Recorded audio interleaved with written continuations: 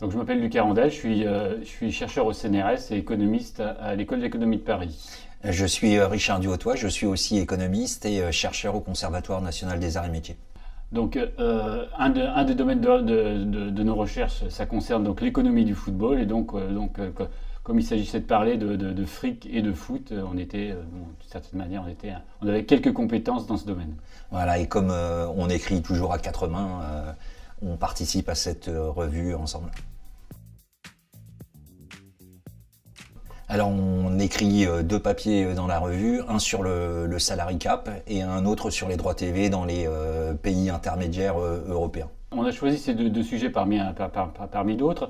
Donc le sujet sur les droits télé fait un peu écho à ce qu'on a, à l'affaire ou au fiasco Mediapro, puisque effectivement la question est de savoir si on peut vivre économiquement sans droits télé. Donc pour ça, on s'intéressera un petit peu au championnat, un petit peu entre guillemets de seconde zone, c'est-à-dire en dehors du Big Five. Et sur le salary cap, évidemment, ça fait écho aux footballeurs sont trop payés,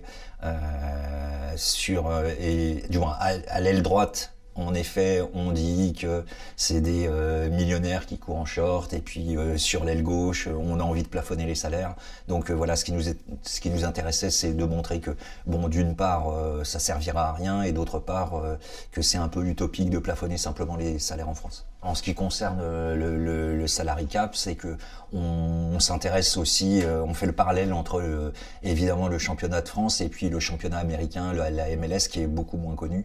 Et ça donne vraiment des pistes et des perspectives pour voir que finalement le salary cap, c'est quand même une utopie totale. Et sur les droits télé, donc ce qui est intéressant, c'est de voir est-ce qu'on peut réussir dans le football, enfin, sportivement, sans droits télé. Et donc regarder un petit peu les performances des équipes des autres championnats, notamment en France. On se plaint souvent qu'en France, on en est très peu performant dans